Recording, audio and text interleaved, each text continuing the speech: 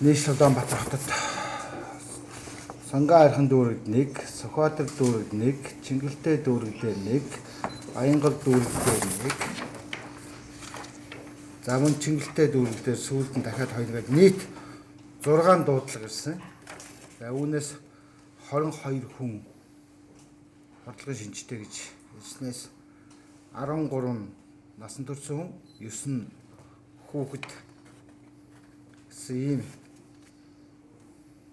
дуудлагатай бид хонлоо. За түүхийн өөрс нэвтрүүлсэн болон төлсөн гэсэн ямар нэгэн гомдол зөрчил илгээгүй. За нийслэлийн мэргэжлийн хяналтын газраас холбогдох байгууллагуудтайгаа хамтран 2019 онд бид нийт 5450 объектэд бид хэн шалгалт хийж 1949 бид мэдээлэл зөвлөмж хүргэсэн. Энэ бол бид оны эхнээс өмнө 19 оны ихээр дундуур энэ нөхцөл байдал үүсгэхээс өмнө бид мэдээлэл зөвлөмжийг бид 1948 хүргүүлж, за албан шаардлага зөрчлийн арилгуулах 849 хүргүүлж, за зөрчил гаргасан нийт иргэн аж ахуй нэгжлэр бид 179 сая 150 мянган төгрөгийн торгууд илрүүлж, за 250 зөрчлийг бол газар дээр нь арилгуулж ингэж ажиллаа. За 5 дахь төлс компани сайжруулсан шахмат төслөн дээр бид нийт 70 дээжин дээр бид шинжилгээ хийсэн. Үүнээс шахмат төлсний 61, барилдуулагч дээр бид 4, технологийн усан дээр нь 2, тортог бууруулагч холсон технологийн усан дээр 1 гэдэг ийм нийт 70 дээжин дээр бид мэргэжлийн хэлтийн байгууллагаас дээж авч шинжиллээ.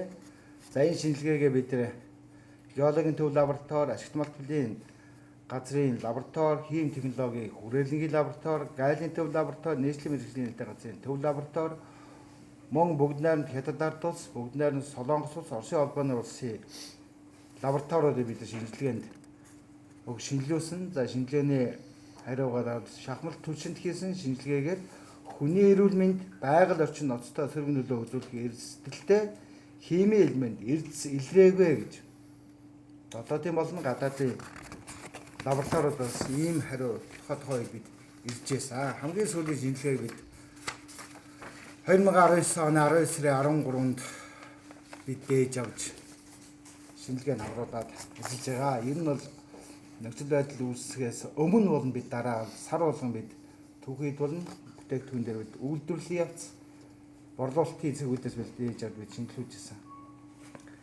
За түүхийн нүүрс хэрэгэлсэн зөрчил бол нийт Баянгол дүүрэг дээр 20 гарлаа, Баянзүрх дүүрэг дээр 5 гарлаа, Сангаа архан дээр 13, Хангуул дээр 4, Чингэлтэй дээр 3 гэх нийт 71 зөрчил гарсан. За энэ дээр авсан арга хэмжээг бол бид нийт 106.5 тонн нүүрсийг бид төмжилж, за эдгээр нүүрсийг бол сүүлд нь оны өмнө дүүргийн энсэг даргын хамгийн газруудтайгаа хамтраад амгалан дулааны цахилгаан станцуулна түүхийн нүүрс төлөх зөвшөөрөлтэй аж ахуй нэгжүүд бол хөрвүүлж ажилласан. За үүнтэй холбогдол зөрчил гаргасан 21 сая төгрөгийн торгуул бид тавьсан.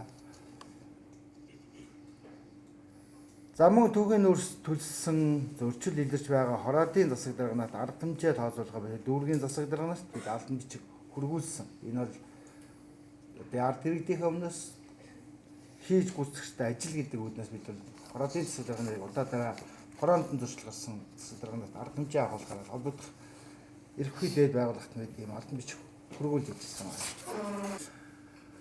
Цаашид түүхийн нүүрсийг нэвтрүүлэхгүй байх, хэрэглэхгүй байх талаар бид бол анхааруулж яасан боловч сүүлийн үед л дахин энэ зөрчлүүд давтан гарч ирсэн учраас бид сургуулийн арга хэмжээ авч ажиллаж яасан. За бид энэ 2019 онд мэргэжлийн хэлтийн байгууллага цагдаа онцгой байдлын байгууллагатай газар бусад төрлийн байгууллагатай хамтран түүхийн нүүрс болон сайжруулсан түлшний хэрэглэлийн дээр хийсэн хин шалгалтын дүнгийн товч мэдээлэл. За энэ жил авч хэрэгжүүлсэн арга хэмжээний үр дүнд агаар гэдэг орчны бохирдлын тухай ярихаас агаар орчны чанарын тухай ярьдаг энэ шилжилтийн жил болж байгаад бид бас их баяртай байна. Та бүхэн бүгд анхаарч байгаа бох. Бид өмнө агаарын бохирдол хэд байна? Агаар бохирдуулагчийн агуулмж тэддээс стандартаас тэдний чинээ их байна гэдэг тухай ярьдаг байсан бол энэ жилийн хувьд одоо агаарын бохирдол бус агаарын чанар маань ямар байна? Агаарын чанарын үзүүлэлт хэр байна? Хүний эрүүл мэндэд нөлөөлөл нь ямар байх юм бэ гэдэг энэ тухай ярьдаг ийм сайхан тунгалаг цэнхэр тэнгэртэйгээр энэ онтоогон золголоо. Тэгээд одоо өнгөрсөн 2-3 өдрийн байдлыг би та бүхэнд танилцуулъя. Өөрөөр хэлбэл Улаанбаатар хотын орчимд Хөх тэнгэртэй нөгөө Улаанбаатар хотын их хотын үнээр гэдэг алсын барааны харагдсан модорх энэ үнээртэй ийм өдрүүдээр харагдсан цэлмэг тэнгэртэй ийм өдрүүд байсныг та бүхэн мэдж байгаа. Дээрээс нь агаар тэнгэр нилээдгүй хүйтэрсэн. За ингээд ойрын өдрүүдийн агаарын чанарын байдлыг аваад үзэх юм бол бид нар индексийн тухай мэдээлэлээр ярьдаг. Агаарын чанарын индексээр бид нар өнгөрсөн 31-ний байдлыг аваад үзэхээр зэрэг агаарын чанар бага бохирдолтой гэдэг төвшөнд Улаанбаатар хотын маань ихэнх орчин ийм төвшөнд байлаа. Энэ бол бидний ололтын амжилт. Ингээд бид нар цэвэр агаараар амжуулах эхний маань оны эхний өдрүүд ийм сайхан байсан нь цаашдаа бид нар агаар орчингоо цэвэршүүлэх, агаарын маань чанар сайжрах энэ нөхцлүүдийг бүрдүүлэх юм аа гэд. Тэгээд одоо гол бидний анхаарч байгаа юм юу гэхээр зэрэг агаарын чанарын индексийн мэдээг та бүхэн мэдж байгаа. Хүний эрүүл мэндэд нөлөөлөх нөлөөллийг илүүтэй үнэлдэг. Энэ чанараараа бол нэгдүгээр хороол орчим.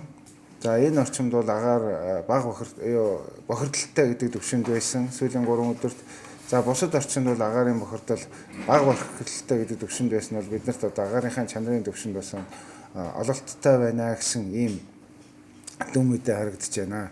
За ингээд цаашид ойрын үеийн цаг агаарын байдлыг аваад үзэхээр зэрэг Улаанбаатар хот маань бол энэ агаарт холцвол агаарт элдв төрлийн олон холц байдаг. За бидний үйл ажиллагаа амьдрал ахуйгаас ялгарч байгаа ялгарлал бохирдлыг үүсгэж исэн энэ хийнүүд байгаа. Энэ хийнүүдийн төвшөнд бол нөгдгөө багасж байгаа та бүхэн бүгд мэдж байгаа. За ойрын өдрүүдийн цаг агаарын нөхцөл байдлыг аваад үзэхээр зэрэг за харьцангуй одоо антициклонлог гэж их даралтын орны нөлөөнд байх ийм нөхцөлд байгаа. Ийм учраас манай Улаанбаатар хот бол агаарын бохирдлын хувьд харьцангуй бага одоо энэ хэвийн төвшөндөө байх ийм нөхцөл байдал руу орж байна. Сүүлийн үеийн мэдээг тоон мэдээлэлээр нь аваад үзэх юм бол агаарын агуулмжийн мэдээ бол стандартын төвшин орчинд байгаа. За тоосонцрын хувьд бол гарцаа байхгүй одоо бид нэр олон дахин багассан ийм үзүүлэлтүүд харагдсан. За тэгээд ойрын өдрүүдийн ерөнхий цаг агаарын байдал нь одоо энэ агаарт бодсон хуримтлал бий болох, бөөгнөрөл бий болох. За тэгээд энэ даралтын орны нөлөөгөөр энд одоо хөдөлгөөнд орох энэ нөхцлүүд нь хязгаарлагдмал учраас агаарын бохирдол харьцангуй бага төвшөнд байх нэ гэсэн ийм мэдээтэй байна.